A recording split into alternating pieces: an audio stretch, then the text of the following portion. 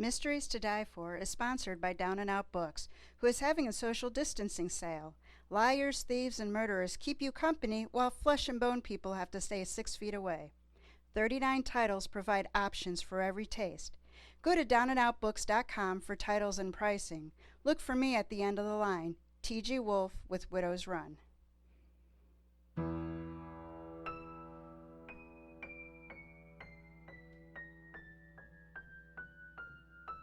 Welcome to Mysteries to Die For.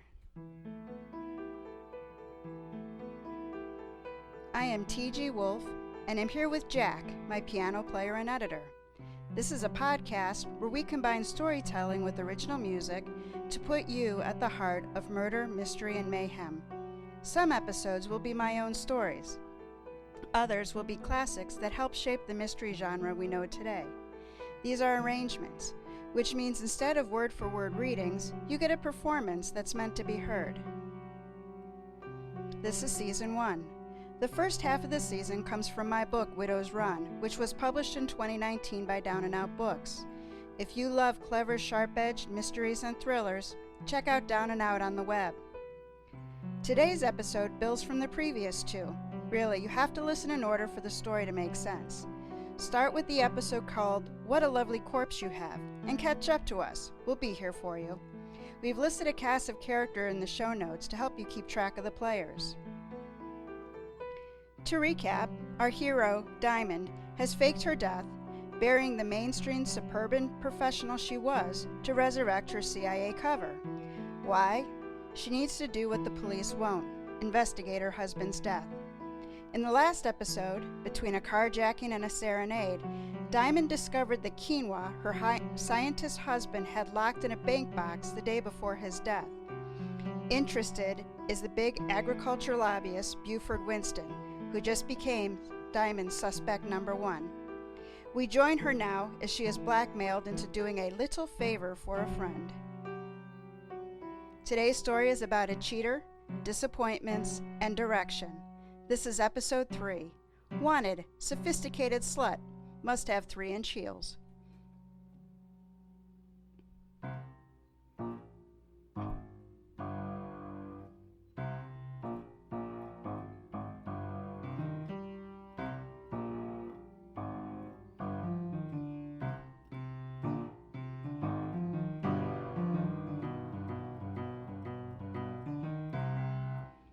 The stiletto heels of my knee-high boots clicked as I stepped onto the small islands of concrete adrift in a sea of rubble. The city long ago forgot this patch of nowhere existed, leaving it to reclamation by feral beasts of all species. My target was a squat building wearing a mishmash of 60s, 90s, and Y2K renovations. It looked like everybody ran out of money before the job was done. Still, the building stood when others had fallen, surviving the urban apocalypse like a cockroach without the good sense to die. Around the joint, an ad hoc parking lot took over the space demoed buildings left behind. Crushed glass sprinkled across the parking lot like sugar on a donut, glistening under the happy-ass afternoon sun. The hideaway. Yeah, it was hidden, like a zip on the tip of my nose. The plywood front door was painted black and had a pull handle covered in God knew what. Inside was a cave for nocturnal humans, offering cover from the offensive light of day. My eyes were blinded by the darkness, but my nose picked up the scent of the dregs of humanity. Cheap booze was the drink of the day, and a good portion of it spilt on the floor and was left to season. My eyes adjusted quickly, and let me tell you, the place was as pretty as it smelled. A long, narrow bar with salvaged stools was making their final stand. 5 square tables stood there, all empty. The patrons eschewed them for the battle-weary bar. 7 pairs of eyes focused on me. The only pair looking at the daytime crap on the television belonged to Ian Black. Black turned his attention to me when I was 2 seats away.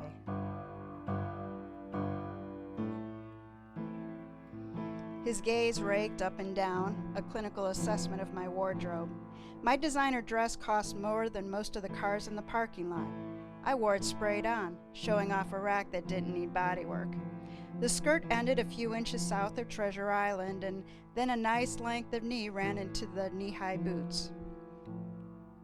"You're skinny."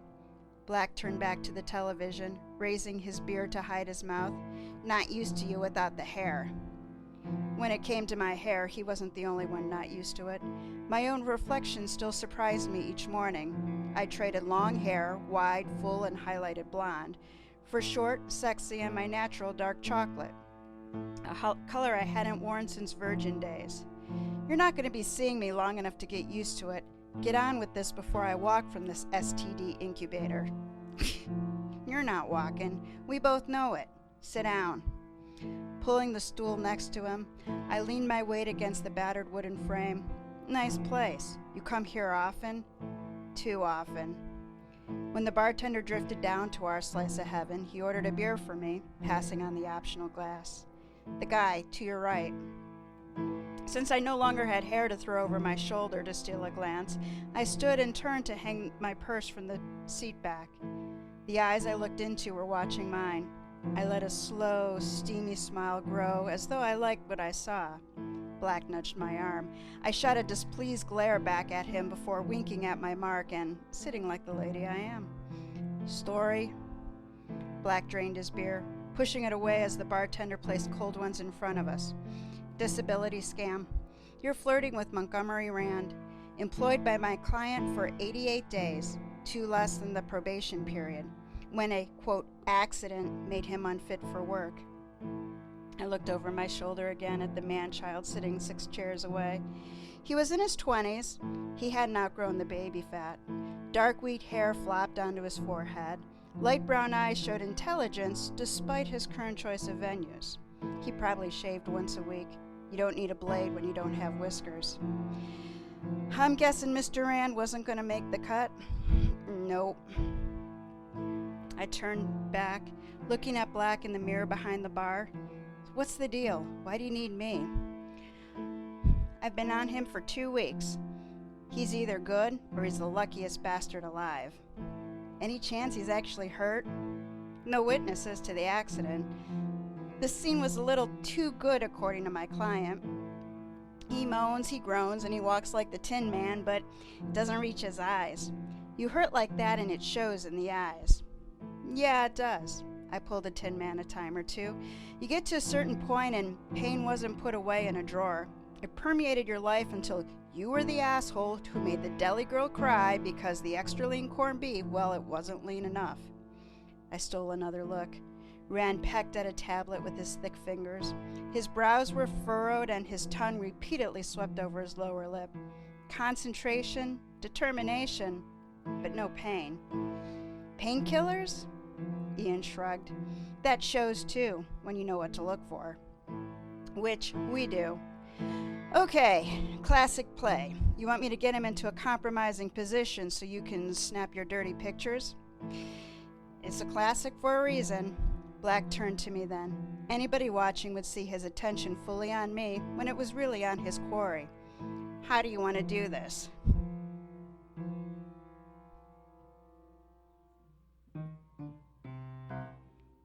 I leapt off the stool, sending it crashing to the floor behind me. You son of a bitch! You're cutting me off? Half of the shit is mine, and I worked hard for it. Black came off his stool after me. You call spreading your legs hard work for it? A washing machine works harder than you, and it's wetter, too. Oh, I slapped him. I didn't pull it. The crack cut through the air like a heavy chainsaw. Some men stared, some snickered at the poor loser's predicament. You limp-dicked asshole. Don't you dare. Bitch! He came at me, grabbing my dress, but the tight fabric had no give. I slid under his arm and pushed him away. The bartender stepped up, baseball bat in his hands. As entertaining as this all is, it needs to end. Black jabbed his index finger at me. You haven't heard the end of this. He kicked the stool, sending it sliding across the grimy aisle, then stalked to the door and hit it with the flat of his hand. A blast of white light assaulted the bar, arms hastily covered eyes as vampires recoiled with a hiss, ending Act 1. Act 2 was all on me, and completely improvised. With all the grace of a sophisticated slut, I turned back to the bar, ran my hands over my breasts and down my stomach to smooth my dress. Then I finished my beer. Hey, you drop this. Rand's head appeared in the mirror over my shoulder. I turned around, tits first. My purse dangled from his hand. Thank you. It's nice to know there are still a few gentlemen in the world. I accepted my purse, withdrew my lipstick, and then repaired my undamaged mouth. Cocked my head, letting my gaze roam from the wide-eyed stare to the faded t-shirt, to the more faded jeans, to the sandals. What's your name? Monty. You? Diamond. My gaze back on his. I pursed my lips as if considering, and then smiled invitingly. Are you in the mood for a little fun, Monty?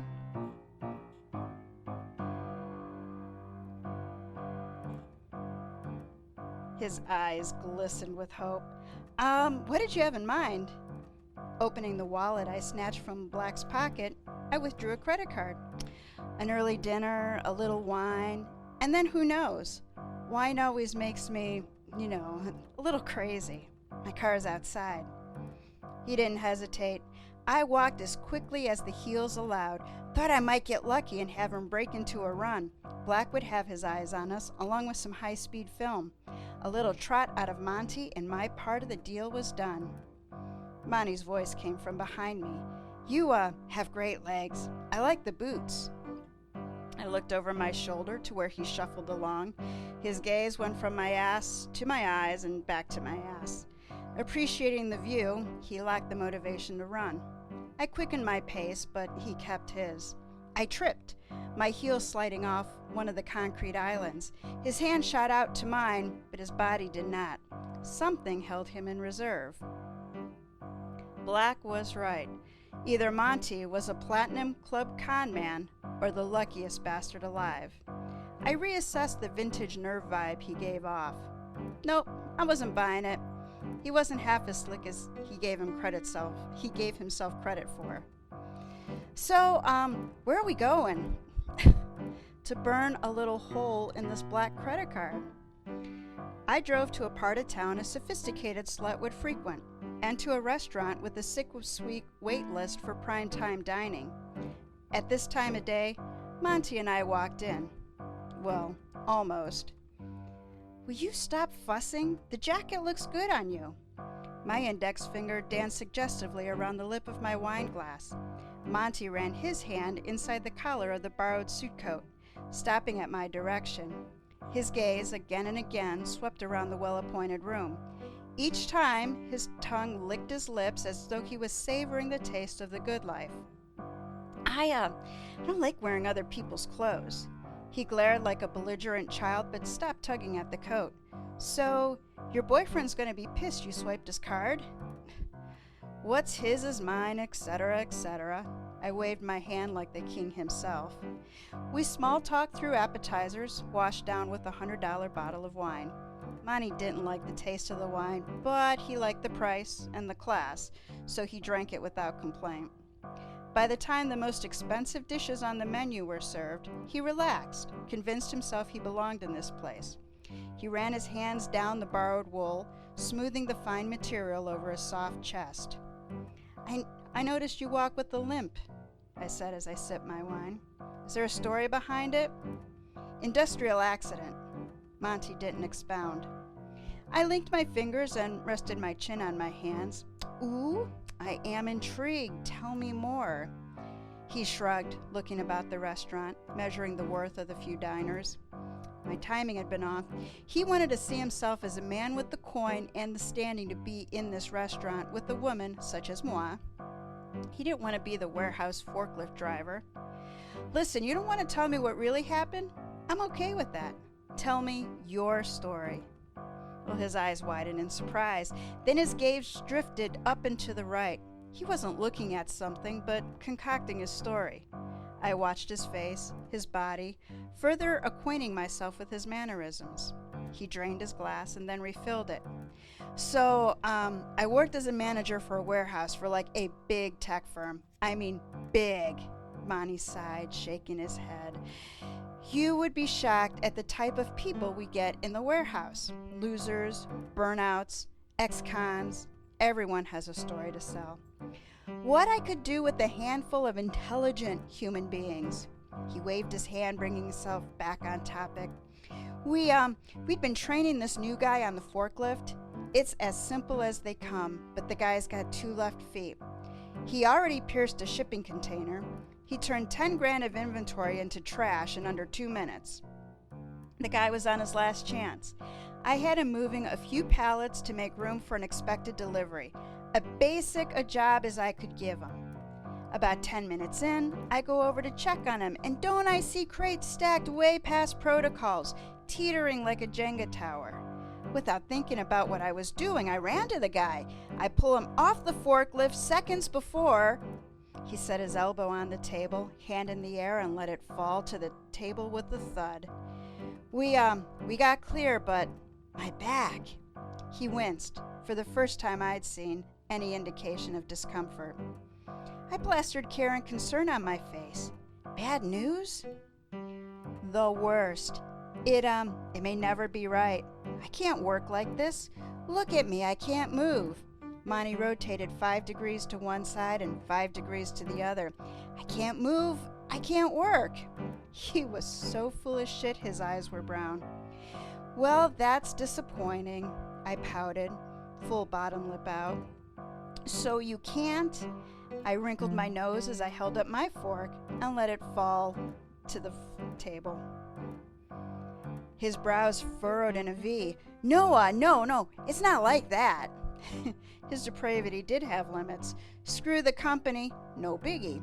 Imply that he can't screw, biggie. Good, because I thought we'd take dessert back to your place. My place? For an instant, the smallest instant, he looked embarrassed. Why not yours? I rolled my eyes. For obvious reasons? Look, if you want it to end here, just say so. I thought we could keep the good times rolling, but if you're not up to a party... I shrugged like it didn't matter. I raised my hand for the check. I didn't say that. He looked around to see if he can be heard. Think I can keep the jacket? I kind of like it. On you, it's one of a kind. I handed the waiter Black's credit card. With the swipe and a handheld device, we were free and clear. Well, almost. Here's the plan. Monty leaned forward in conspiracy. We get up, walk to the door, and then run like hell to your car. It worked for me. The run like hell part sounded like a photo op. One problem. I straightened my legs to show off the 3-inch heels. I don't run. How about this? I'll leave now, pull the car around, then you can run like hell and jump into the car. He nodded like a bobblehead. Yeah, let's do it.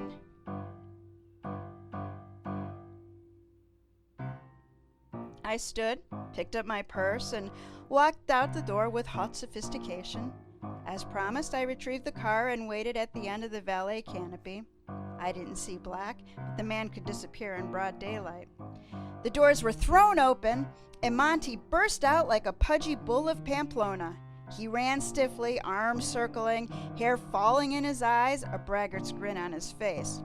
The doors flung open again, and the elegant maitre d', in his black suit and fitted vest, leapt through the air, catching my guy in a flying tackle. Monty's eyes were wide as he was felled. The maitre d' came up first, planting his foot on Monty's neck while stripping the finely woven wool from his back. I enjoyed the unfolding scene, knowing Black was getting every frame. In a minute, it was over. The maitre d' and jacket were back inside the halls of Chez Trick Restaurant, and Monty poured himself into my passenger seat. He was stronger than he looked. Monty examined his elbows and his knees. Fast, too. I pulled into traffic. Well, you win some, you lose some. My phone rang. I dug blindly into my purse and came up with the screen with a black square. I accepted the call from Ian Black. You got it? I didn't get it. A litany of curses followed. How did you not get it? Equipment malfunction. Background sound moved to the foreground. Heavy breathing, a door slamming, a motor starting. Take him to his place and keep him on the ground floor. Use the bedroom. I can get a clear shot if the shade is up. You gotta buy me 15 minutes to get into place. I'll give you one more chance. You blow it and you are on your own. I disconnected before he could negotiate. Was that your boyfriend? You sound tough. Monty winced as he picked sidewalk sand out of his elbows and knees. I am tough. There's no other way to survive in this world. He needs to learn to appreciate a woman like me. I didn't listen to the crap I spewed at him, but Monty did, nodding because he wanted to lose his virginity. I glanced at the clock. Nearly 4. I needed to create Black's 15 minutes. I need gas. Taking the side roads, we wandered a mile out of the way to a station. Nice neighborhood. The 100-year-old homes with their 4 bedrooms and 3 baths, their 2-car garages and 3.2 kids with optional dog were just part of the landscape. Nice enough, if you like that sort of thing. Another turn and we were back on a commercial strip, opting for function over form. 2 traffic lights and we pulled into the gasoline oasis. 12 pumps, no waiting. Monty opened his door, wrapped his hands around the frame, and then pulled himself out. I'm gonna run inside. You want anything? And to think I thought he was gonna be a gentleman and pump gas. Did I want anything? Time. How about a bottle of water and some mints? Cool. Have you got any cash on you? I hate to use a card for a few bucks. I flipped a 20 across the trunk, knowing I wasn't seeing any change. I should have given him Black's credit card. 10 to 1, he'd have bought $100 worth of ding-dongs and ho-hos. The pump finished in no time, which is what it took to dispense 5 gallons. I leaned against the car, waiting patiently for the loser. Of all the gigs Black had to pull, seducing a post-acne 20-something with a hormone-to-sense ratio of 100 to 1, this sucked. Real work waited. I didn't have time to goof around with this little kid. Monty came out sucking down a Red Bull. I got my water and my mints. No change. Business done, we headed across town, passing the restaurant 12 minutes after we left it. I stayed within the posted speed limit, which was akin to pulling my fingernails out one at a time. But Black got the rest of the time he wanted. Montgomery Rand resided in a 1,200 square foot colonial with paint curling from the wood and packed dirt where grass should have been. I leaned down, scoping out the structure through the car window. It wasn't hard to pick out the spots likely hiding Ian Black. Monty mimicked my pose. My uncle owns it. He lets me stay here in exchange for taking care of the place. Looks like you've been doing a stellar job of it. Once begun is half done, so I opened my door and moved the game forward. Monty pried himself out of the car and lurched ahead of me. He moved stiffly again, as though something prevented him from moving freely. He pitched his body sideways to the stairs and stepped up one at a time, a practice move.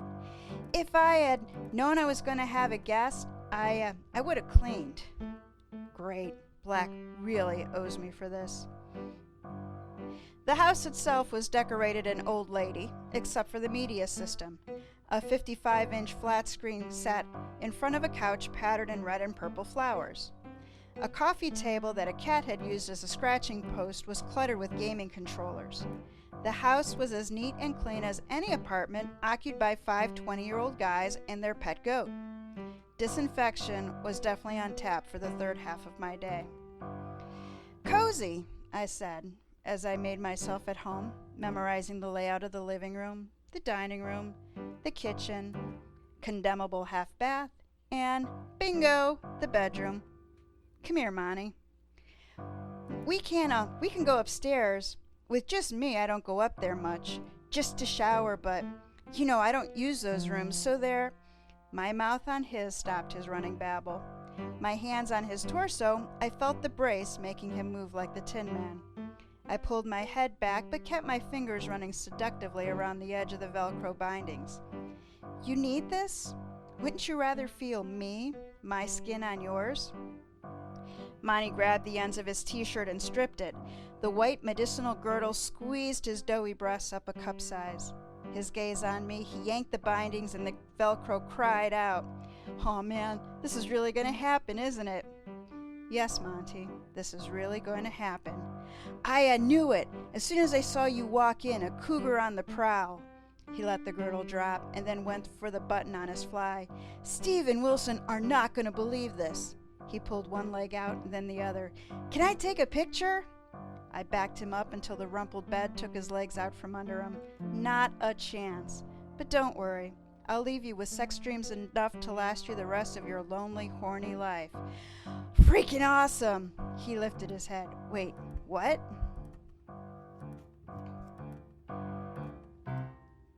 I straddled him, grinding against the tent post in his navy blue briefs. His head fell back, groaning with pleasure. I gave him the belly dancer routine. Hips, pelvis, slow, fast, light speed. Reaching behind, I unzipped my dress. It was one of my favorites and I wanted to protect it from slobber. Monty popped up and buried his face in my cleavage. I wrapped my arms around his head and ran my fingers through his hair. He did have nice hair, thick and soft. While Monty worked on freeing my breast, I looked toward the window. There was no telltales, but I knew somewhere a high-powered lens focused on us. Monty was into me, but he hadn't done anything acrobatic enough to call his bluff. I needed him on top. Hey, big boy. I threaded my hand between our bodies, stroking his rigid cock. Oh, shit. Will you give me what I want? I asked. Oh, yeah, anything. Get on top. No! Monty's arms clamped around me, his cock jerking in the cotton blue blend. No, no, no, no! Exactly my sentiment. Another flipping equipment malfunction. This just wasn't my day. Monty fell back on his bed, the crook of his arm over his eyes. Damn it! He hit the mattress with his fist. I take it as a compliment. No, I don't. I'll get us some drinks and we'll play for a while and you'll be back in the game with twice the staying power. Gave me a whole minute to work out Act 3. Yeah, Monty said. Abso yeah. I leaned in and bit his lip. I'll be right back. I dismounted and exited the room. What were the odds the kid would prematurely lift off? Pacing the kitchen in my spectacular bra, panties, and boots, I needed another plan. Monty had been playing his game long enough that, well, he wasn't going to blow the gig easily. That brace had kept him in check in public, and in private, he hadn't been sloppy. If he had, Black would have gotten the job done by now. How could I flush the guy out? An idea blossomed. A wickedly hot idea. The setup took a matter of minutes, which included fixing Monty the promised drink. Can you call opening a can of Red Bull fixing? Hips swaying, I re-entered the bedroom, where he was propped up on pillows like some pampered prince. I handed him the drink, walked to the window in my bra and panties, and opened it. The screen had 2 long tears in it, as though a cat had been dragged down the length. 8 feet below was the ground.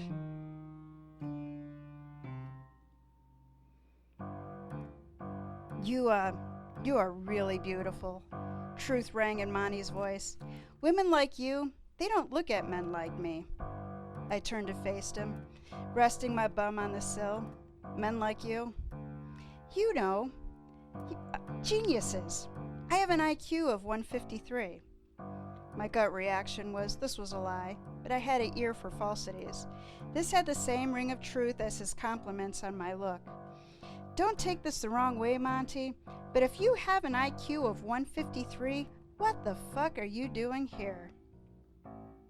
He pulled the blanket over his body, picked at the little pills of fuzz. You have no idea what it's like. From, the time I was in kindergarten, my parents pushed and shoved. Extra lessons, extra studies. You're going to make something of yourself, Montgomery. A doctor, a researcher, find the cure for cancer. No pressure, just find the fucking cure for cancer. You showed them. You quit. Quit? I like to think I found other uses for my talents. Can I tell you something? He patted the bed next to him. When I complied, he leaned toward me and whispered, I know who you are. A decade of undercover work had schooled my reactions. I let a slow, feline smile grace my lips. Who am I, Monty? Okay, I don't know who, but I know you're with him, the guy at the bar. I rolled my eyes. Everybody knew I was with him. That was then. Now I'm with you. He shook his head. I know you work for him. I do not work for him. That was the easiest truth I've ever told. He's been, trying for weeks to prove my injury isn't real. Dropping shit, asking me to pick it up, following me. His gaze measured my cup size. He's upped his game, and I like it. If you believe that bullshit you're spewing, why tell me, Monty? If I was gaming you, I'd be smart to walk away after a revelation like that. I told you, I'm a genius. You're not walking away from me without proof, one way or the other. I bet you're the best at what you do. He propped up a pillow, leaning against it, arms crossed behind his head. I hurt my back, on the job, just like the reports did. I understand if you need to, verify my story.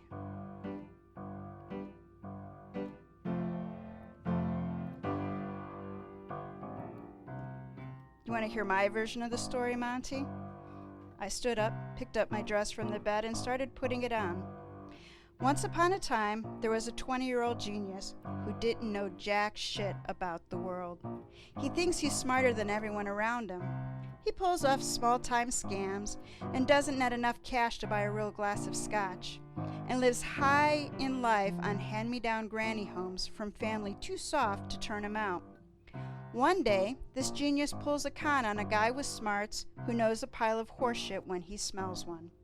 So the guy with smarts hires a guy with skills, and the guy with skills blackmails a woman on a mission. Now the woman on a mission, she doesn't give a rat's ass about the genius. He's just a speed bump in her day. I crossed back to the window, pushed in the tabs, and released the screen, letting it fall to the ground. Monty sat on the bed, his jaw unhinged and gapping. There's a fire on the other side of the door. This window, with the wide-angle lens focused on it, is the only way out. I picked up my keys, my phone, and his brace. He stared at me, a player deciding to raise or fold. His yawing mouth closed into a deep frown. That's a pretty speech, but it doesn't do a damn thing for my broken back. His gaze went to the door, his bravado as limp as his cock. One way to know for certain. I waved my hand to the door, inviting him to call my bluff. He climbed out of bed with the grace and speed of a 90-year-old. He walked stiff-legged to the bedroom door, performing for the camera. He opened the door and looked into the hallway. Hell looked back. A monster with a raging hunger, the fire ravaged the wall and licked at the hardwood floor. It growled and it cracked as it devoured lead-based paint and the detritus of past generations. Monty slammed the door, propping it closed with his back. My house is on fire. His gaze flashed to his phone. He was easy to read. His plan was to call the fire department and stay put. I beat him to the phone and threw it out the window. His voice went 14-year-old girl. Are you insane? You're going to get us both killed. Not both. I went to the window, straddled the sill. Landing in 3-inch heels was going to be a bitch. I'd have rather jumped barefoot, but the ground below was a collection of forgotten stone and dying plants. Sunlight reflected off abundant material, not organic in nature. My boots were staying on. I'm leaving now, Monty. You have a choice. Stay, die, and you don't collect the disability. Or leave, come clean on the scam, and use your big brain to build a real life. With those words of wisdom, I swung my other leg out the window and hang dropped to the ground. I managed to do it without spraining an ankle or breaking a heel. Monty appeared in the window, pulling on a t-shirt. Don't leave me! Fear tightened his voice. I'm right here. Do you have shoes on? Your wallet? Shit! He disappeared into the darker interior, then reappeared. He sat on the sill. One leg, 2 legs. Well, almost. His heel caught on the sill. It's too far. Oh, bullshit, Monty. If I could do it at Donna Karen's, you can do it in your sneakers. Get your leg out the window. He freed his leg. He clung to the side of the house, holding the window frame like it was a floating piece of lumber from the Titanic. I don't think I like you very much. I don't give a shit. He bicycled his legs uselessly against the clapboard. "The fire is eating the door!" "Yep, fires will do that. You're 3 feet off the ground. Let go." He did. He landed off balance, fell backwards, and did a half somersault. Upside down, his legs pedaled like a bug stuck on his back. Then he fell to his side and pushed up, sitting on his butt, and then was on his feet in a moment. Black better have his money shot because this shit was over. I reached over, congratulated Monty. He looked up through the window that was now basking in red. What happens next?" "Withdraw the claim and nobody has to see the pictures. You have 2 hours. Sirens screamed in the distance. "It was nice doing business with you, Montgomery Rand." I left him standing in his driveway, a stupefied look on his face as I backed into the street and raced away. My phone chimed. I put Black on Bluetooth.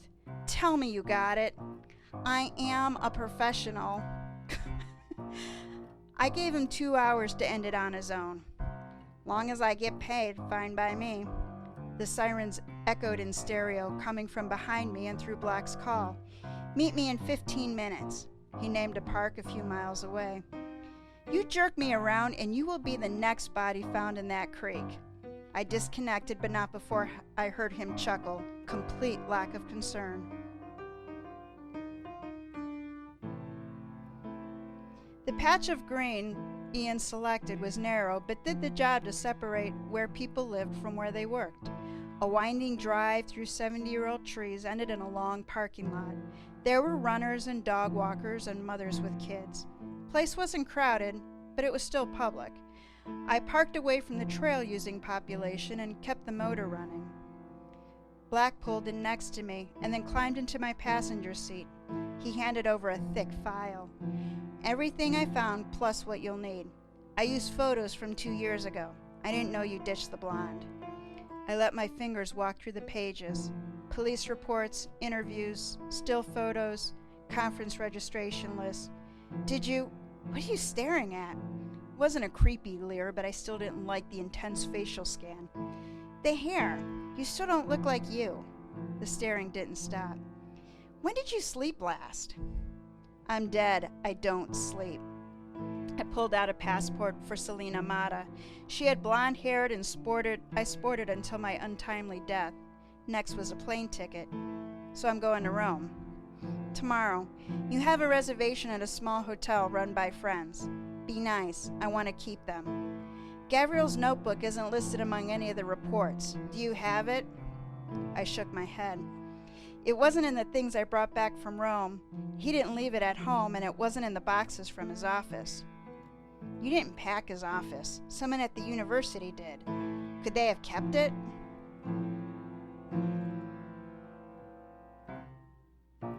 Confession time. I might not have been clinically sane for the first few weeks after my husband died.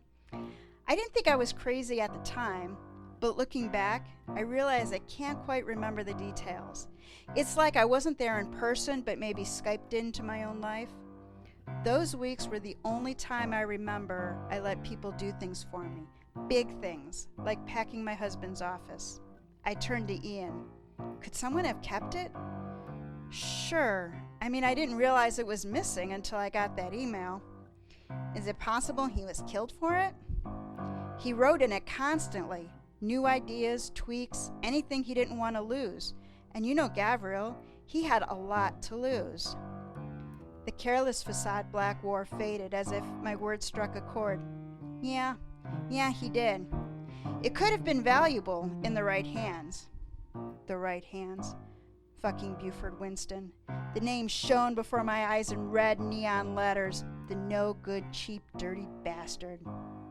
Winston lived in Oklahoma and had his tentacles in a dozen states. Why am I going to Rome? Read the file. There's a lot of questions. Where is Gabe's notebook? Who was this Russian woman? Why was Gabe outside the hotel? We need to start at the beginning. Gabe. God, I hated the nickname Black had given him. It just didn't fit. My husband, on the other hand, loved it. Said it made him feel American. Who would have thought the professor and the purveyor, for lack of a better term, would become poker buddies? A chance meeting, an insincere invitation, and an unlikely friendship between two men who live by their wits. There are other ways to do this. Black reached for my hand and then thought the better of it. You don't have to put yourself back out there. I know how much Gabe meant to you, but you mean a lot to us. An idea bubbled. This is the third time I'm asking you, and I expect an answer. Why did you pick my funeral for the meet? Ian turned, facing me square. I know you think you lost everything when Gabe died. Don't tell me you know, Ian. You don't know shit. I know you, and I know Gabe. He wouldn't want this for you, Diamond. He loved you. All of those people who are there today, they love you. This whole idea of you killing yourself, it's bullshit, Diamond. Emotion was a flamethrower to my throat. You think I wanted to kill myself? All I wanted was the fucking police to look at the video, to look at Gabriel being pushed in front of that fucking car and investigate. I didn't even expect them to find the bastards, you know?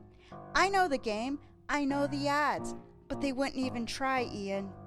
They nailed his coffin shut every bit as much as the asshole who pushed him and the murderer who hit him. I tried to play it straight. I tried to go by the rules, but no, Gabriel wasn't important enough to them. He was everything to me. I swallowed, squelching the flames, pulling the hurt inside and locking it away. Anna Luisa Ruchinskaya, she played by the rules, and look where it got her. A dead end. So fuck the rules. Nobody fucks the rules like Diamond. I'm going back to the beginning to follow every line, every thread, until I find the place where the son of a bitch messed up. I hadn't expected this from Ian, a guy who would sell bricks to a drowning man. In my line of work, friends weren't luxuries, they were liabilities. In the confines of that car, Ian felt like a friend. He didn't speak, but scrutinized me the way he might a grenade with the pin pulled. I leaned into him, a feral hunger curling my lips. Don't look so worried. I'm gonna go do what I do best. That is what I'm worried about. He cupped the back of my neck, pressing forehead to forehead. I want to see the bastard bleed just as much as you do. Understand me. This isn't business, it's personal. You need anything, you call me. You end up dead at the end of this, and I'll fucking kill you myself. I grabbed his neck, mirroring his pose, and grinned into his dirt brown eyes. Don't worry, I've got a plan.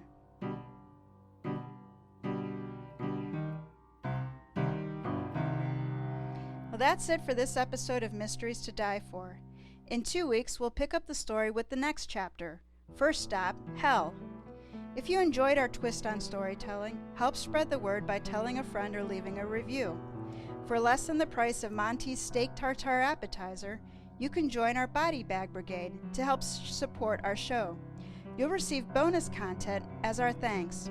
Just last week, Jack published Diamond's theme for you to read by, garden by, or anything else by.